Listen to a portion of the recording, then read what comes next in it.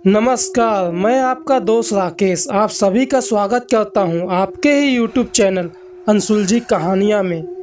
दोस्तों, अगर आपको आज की कहानी पसंद आए तो वीडियो को लाइक, शेयर और चैनल को सब्सक्राइब करना ना भूलें। और ऐसे ही वीडियोस पाने के लिए चैनल में विजिट ज़रूर करें। तो चलिए चलते हैं आज की कहानी की ओर। मेरा नाम जतिन भारद्वाज है और मैं एक फॉरेस्ट रेंजर था। फॉरेस्ट रेंजर का काम जंगल और जंगल में रहने वाले जंगली जानवरों की सुरक्षा करना होता है और जंगल में भटके हुए लोगों को सुरक्षित जंगल से बाहर निकालना भी फॉरेस्ट रेंजर का काम होता है। मुझे फॉरेस्ट रेंजर के पद से निकाल दिया गया था क्योंकि मेरे सीनियर के अनुसार मैंने एक गलती की थी। हमें एक टास्क मिला था। खबर ये थी कि जंगल के पास वाले गांव में एक खूंखार शेर लोगों को अपना शिकार बना रहा है और टास्क ये था कि हमें उसे पकड़कर जंगल के काफ़ी अंदर छोड़ना था। इसलिए हमारी टीम उस गांव में पहुंची थी। हमारी टीम में 4 लोग थे जिसे मैं लीड कर रहा था। जब हमारी टीम उस गांव में पहुंची तो देखा कि भीड़ लगी हुई है और सभी यही चिल्ला रहे थे कि उस बच्चे को बचाओ, उसे शेर ले गया। हमारी टीम दौड़कर उस भीड़ के पास पहुंची। मैंने पूछा कि क्या हुआ। तब उस भीड़ में से एक आदमी ने जवाब दिया कि एक बच्चे को वो शेर उठाकर लेकर गया है। मैंने पूछा कि वो शेर किस तरफ गया है। तब उन्होंने जंगल के उसी दिशा की तरफ इशारा कर दिया जिस दिशा की तरफ वो शेर गया था। हमारी टीम उसी दिशा की तरफ निकल पड़ी। हम उस शेर को ढूंढ रहे थे। तभी मेरी नज़र ज़मीन पर पड़ी। मैंने देखा कि उस जगह से खून रिसते हुए आगे की तरफ गई है। हम उसका पीछा करने लगे, लेकिन कुछ दूरी के बाद एक झाड़ी आ गई और वो खून का रिसना दिखना बंद हो गया। मैंने अपने टीम को फैलने का इशारा कर दिया। हम चारों अलग अलग होकर उस शेर को ढूंढने लगे। महेश को वो शेर दिख गया था। वो शेर महेश के सामने था जो उसी को देखकर गुर्रा रहा था।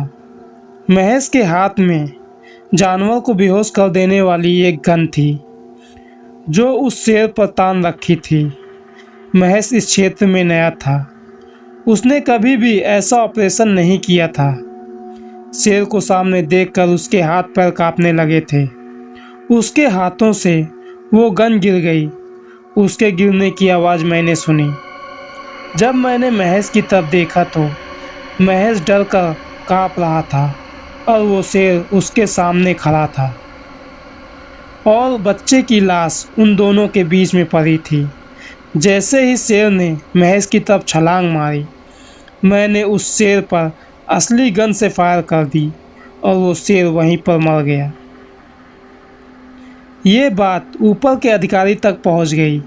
उन्होंने मुझसे कहा कि तुम्हें उस शेर को पकड़कर जंगल में छोड़ना था, लेकिन तुमने उसे मार दिया। मैंने उन्हें सारी परिस्थिति समझाई, लेकिन वो मान नहीं रहे थे। उनका सिर्फ इतना कहना था कि वैसे भी उनकी प्रजाति कम है और हम ऐसे ही उन्हें मारते रहे तो उनकी प्रजाति विलुप्त हो जाएगी। इसको वजह बनाकर मुझे फॉरेस्ट रेंजर की पोस्ट से निकाल दिया गया। उसके बाद मैं एक अमीर आदमी का बॉडीगार्ड बन गया, लेकिन इस काम में मेरा मन नहीं लगता था। इस काम में पैसे अच्छे थे, सब कुछ अच्छा था, लेकिन वो एडवेंचर नहीं था जो मुझे फॉरेस्ट रेंजर के काम में मिलता था। मैं 2 साल तक उस अमीर आदमी का बॉडीगार्ड बना रहा जब तक मुझे वो फ़ोन नहीं आया। वो फ़ोन मेरे सीनियर का था। उन्होंने मुझसे कहा, तुम्हें तुम्हारी नौकरी वापस दी जा रही है, तुम कल ऑफिस में आकर रिपोर्ट करो। इतना बोलकर उन्होंने फ़ोन काट दिया। यह सुनकर मैं खुश भी था और हैरान भी। मुझे यह समझ में नहीं आ रहा था कि 2 साल बाद मुझे ये नौकरी वापस क्यों दी जा रही है। मैं अब अगले दिन का इंतज़ार करने लगा। अगले दिन सुबह सुबह मैं ऑफिस पहुंच गया। तब मेरे सीनियर ने मुझसे कहा, तुम्हें ये नौकरी वापस दी नहीं गई है, ये नौकरी तुम्हें वापस दी जाएगी। मैंने कहा, मैं आपका मतलब नहीं समझा।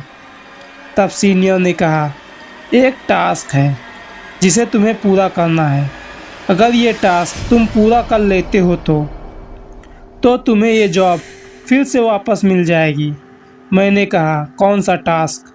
तब सीनियर ने मेरी तरफ एक फ़ाइल को आगे कर दिया। जब मैंने फ़ाइल को देखा तो उस फाइल के ऊपर एक शब्द लिखा था, वेंडिगो। मैंने वो फाइल उठा ली और उस फाइल को बैठकर पढ़ने लगा। उस फाइल में यह लिखा था कि कनाडा में स्थित एक गांव में वेंडिगो नामक एक जानवर हमला कर रहा है और वहां के लोगों को अपना शिकार बना रहा है। बाकी सारे उस घटना से जुड़े डिटेल्स लिखे थे। मैंने वेंडिगो का नाम इंटरनेट में बहुत सुना था, लेकिन कभी भी उसका सामना नहीं किया था। मैंने उस टास्क को एक्सेप्ट कर लिया और कहा, कब जाना है? तब मेरे सीनियर ने कहा, कल निकलना है और तुम्हारे साथ पूरी टीम जाएगी। तुम्हें ही टीम को लीड करना है और जिसे तुम चाहो उसे अपने साथ ले जा सकते हो। मैंने कह दिया, नहीं, मुझे टीम की ज़रूरत नहीं, मैं अकेला जाऊंगा। पिछले बार की तरह इस बार भी मैं टीम की गलतियों का खामियाजा नहीं भुगतना चाहता। मेरे सीनियर ने कहा, यह देश का मामला है। कई देशों की टीम पहले भी वहां जा चुकी है, लेकिन उस जंगल में जाने के बाद किसी का भी पता नहीं चला। कनाडा की अलग अलग टीम भी वहां कई बार जा चुकी है, लेकिन किसी का कुछ भी पता नहीं चला। हाँ, और जो एक दो लोग बचकर वापस आ गए वो पागल हो गए हैं। तुम अकेले ये सब कैसे करोगे? मैंने कहा, ये मुझे नहीं पता सर, लेकिन ये टास्क मैं ज़रूर कंप्लीट करूँगा। वो भी इस बात को मान गए थे। अब मुझे वेंडिगो की जानकारी इकट्ठा करनी थी। मैं पूरी रात वेंडिगो की जानकारी इंटरनेट पर इकट्ठा करता रहा। तब मुझे पता चला कि वेंडिगो कोई जानवर नहीं, बल्कि एक श्रापित आत्मा, यह एक शैतान है जो इंसानी शरीर पर कब्जा करके दूसरे इंसानों को अपना शिकार बनाते हैं। जब ये किसी इंसानी शरीर पर कब्जा करते हैं तो उस इंसान की लंबाई बढ़ने लगती है और जैसे जैसे वो इंसानों का शिकार करता है उसकी लंबाई बढ़ती रहती है। वेंडिगो 10 से 12 फुट लंबे होते हैं। और भी बहुत सी जानकारी इकट्ठा की थी वेंडिगो के बारे में। मैं अगले दिन फ्लाइट में बैठकर कनाडा पहुंच गया। वहां मेरी मुलाकात जॉन से हुई। वेंडिगो को मारने में जॉन मेरी मदद करने वाला था। मैंने पूरी तैयारी बना रखी थी वेंडिगो को पकड़ने के लिए। मैंने जॉन से कहा, जॉन, मैं वेंडिगो को अकेले मारने के लिए जाऊंगा, तुम्हें मेरे साथ चलने की ज़रूरत नहीं। जॉन खुश होकर बोलने लगा, थैंक यू जतिन सर, आपने मुझे बचा लिया। मैंने कहा, कैसे? तब जॉन ने कहा, मेरे सीनियर वेंडिगो को मारने के लिए आपके साथ जाने का मुझ पर दबाव बना रहे थे, लेकिन आपने मना करके मेरी जान बचा ली। वो वेंडिगो बहुत ही खौफनाक हैं जतिन सर। कई लोगों की टीम्स वहाँ वेंडिगो को मारने गई थी, लेकिन अब तक वापस नहीं आई। शायद वो मर चुके हैं। लोगों का कहना है कि वेंडिगो बहुत ही तेज़ दिमाग वाले होते हैं। मैंने कहा, ठीक है, लेकिन जो सामान मुझे चाहिए उस सामान को अरेंज करके तुम्हें मुझको देना होगा। उसने कहा, ठीक है। फिर हम उस जंगल से लगे गांव में चले गए। जो सामान मुझे चाहिए मैंने उसकी लिस्ट बनाई और जॉन को दे दिया। जॉन से मैंने कह दिया कि ये सारे सामान मुझे कल दोपहर तक चाहिए और फिर पूरी रात मैं वेंडिगो को पकड़ने का प्लान बनाता रहा। मुझे आदेश मिला था कि वेंडिगो को जान से मार देना है, लेकिन मैं उसे मारना नहीं चाहता था। मैं उसे जिंदा पकड़ना चाहता था, जिससे मेरा नाम और भी होता। सबके सामने तो मैं मारने की बात कर देता, लेकिन मेरे मन में कुछ और ही प्लान चल रहा था। अगले दिन जॉन मेरे द्वारा बनाई गई लिस्ट का सारा सामान लेकर आ गया। मैंने अपने साथ कुछ लोगों को लिया और जंगल के ऐसी जगह पर चला गया जहां से वो वेंडिगो उस गांव में जाता है। मैंने एक डेड बॉडी मंगाई थी। मैंने उस डेड बॉडी को उस जगह के बीचों बीच लकड़ियों की मदद से ऐसे खड़ा कर दिया कि जैसे कोई जिंदा आदमी खड़ा हो।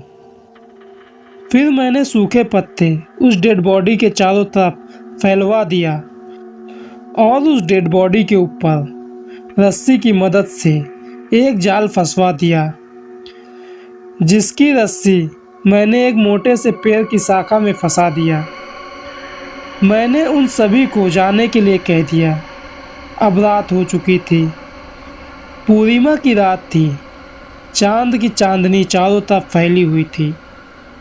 मैंने 2 ताज़े खून की बोतलें मंगवाई थी, जिन्हें मैंने डेड बॉडी के ऊपर छिड़क दिया और उस डेड बॉडी के चारों तरफ भी छिड़क दिया, जिससे वेंडिगो इंसानी मांस की खुशबू सूंघकर वहां आ जाए।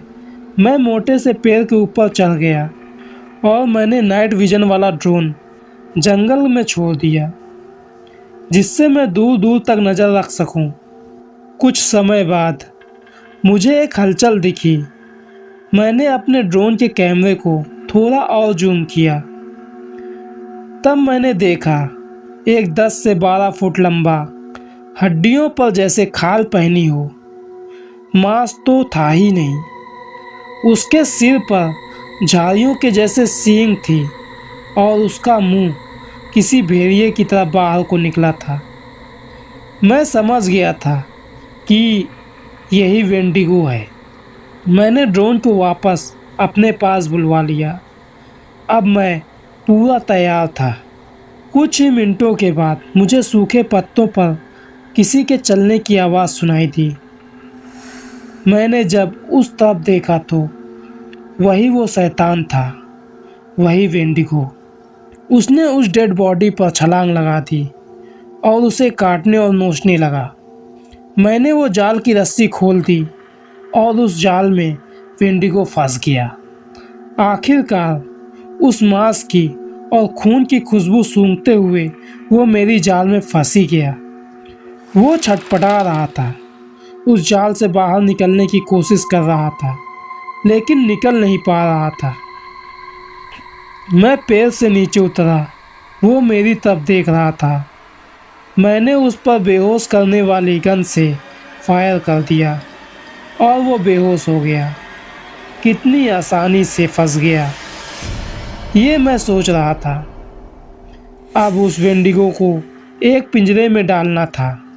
वो बेहोश था, इसलिए मैंने उस पर से जाल को हटा दिया और पिंजरे को खींच कर लाने लगा। तभी मुझे जोर से धक्का लगा और मैं कुछ दूरी पर जा गिरा। जब मैंने पीछे देखा तो वही वेंडिगो था। उसके जबड़े की चमड़ी हल्के हल्के पीछे को खिंच रही थी, जैसे वो मुस्कुरा रहा हो। मैं समझ गया था कि वो बेहोश हुआ ही नहीं, वो सिर्फ नाटक कर रहा था। काफ़ी तेज़ दिमाग होते हैं ये, लेकिन मुझे इसे जिंदा ही पकड़ना था। इसलिए मैंने अपने पैर से खंजर को बाहर निकाल लिया और खड़ा हो गया। चांदनी रात थी, घना जंगल था। एक तरफ वेंडिगो नामक शैतान और दूसरी तरफ खंजर पकड़े एक इंसान। सोच सकते हो आप कितना खौफनाक दृश्य होगा। उसने मुझ पर झपट्टा मारा और मैं झुककर उसकी पीठ को खंजर से चीरता हुआ दूसरी तरफ निकल गया। उसने एक चीख मारी थी, तब मुझे पता चला कि उसे दर्द होता है। उस शैतान ने अपने पंजों और जबड़ों से मुझ पर हमला करना शुरू कर दिया। कभी मैं उसको चोटिल करता और कभी वो मुझे। ऐसे ही हम दोनों में युद्ध चलता रहा, लेकिन मैं इंसान उससे कब तक लड़ता। मैं थकने लगा था और वो समय बीतने के साथ मुझ पर और तेज़ी के साथ हमला करता। वेंडिगो के द्वारा दिए गए जख्म से मुझे दर्द होता रहता, लेकिन मेरे द्वारा दिए गए जख्म से उसे कुछ ही समय के लिए दर्द होता। उसकी स्टेमिना, स्ट्रेंथ और तेज़ रफ्तार के सामने मैं टिक ही नहीं पा रहा था। उसने मुझे जोर से धक्का दिया और मैं उसी पिंजरे के पास जा गिरा। मैं उस पिंजरे से पीठ को लगाकर बैठ गया। उसने मुझ पर हमला नहीं किया। वो मेरे उठने का इंतज़ार कर रहा था। ऐसा लग रहा था कि उसे मुझसे लड़ाई करने में मज़ा आ रहा हो। मैंने सोच लिया था कि अब मैं इसे ज़िंदा नहीं पकड़ सकता, इसे मारना ही होगा। लेकिन मैं उठा नहीं, कुछ समय तक वहीं बैठा रहा। जब उस वेंडिगो को यकीन हो गया कि मैं नहीं उठ पाऊंगा, तब वो मुझे खाने के लिए मेरी तरफ तेज़ी से दौड़ने लगा। तभी मैंने अपने कमर में फंसे गन को बाहर निकालकर उस पर गोली चला दी। वो गोली उसके सर को फाड़ते हुए उसके भेजे के आर पार हो गई। बहुत तेज चीखने की आवाज़ आई और वो वहीं पर गिर पड़ा। मैंने उसी से तो सीखा है नाटक करना। मैंने अपने आप को उसके सामने कमज़ोर दिखाया कि मुझे वो मौका मिले सही वार करने का। मैं मुस्कुराते हुए उठा। मैंने उसकी तरफ देखा तो वो हिल नहीं रहा था। मैंने अपना खंजर उठाकर पैर में फंसाया। फिर मैंने उसकी तरफ देखा तो वो वहाँ नहीं था, वो भाग रहा था। मैंने खंजर उठाने जितना ही तो नज़र हटाया था और वो भाग निकला। मैं उसके पीछे भागने लगा। मैंने उसके पीछे से 5 फायर और किए, लेकिन वो सभी गोलियों से बचता गया। मेरे गन की गोलियां ख़त्म हो गई थी, लेकिन फिर भी मैं उसका पीछा करता रहा। तभी वो मेरी आंखों से ओझल हो गया। मैं उसे चारों तरफ देखने लगा।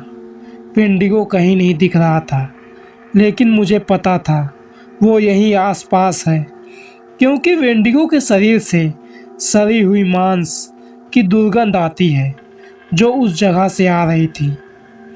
तभी मेरे कंधे पर कुछ गीला गीला गिरा।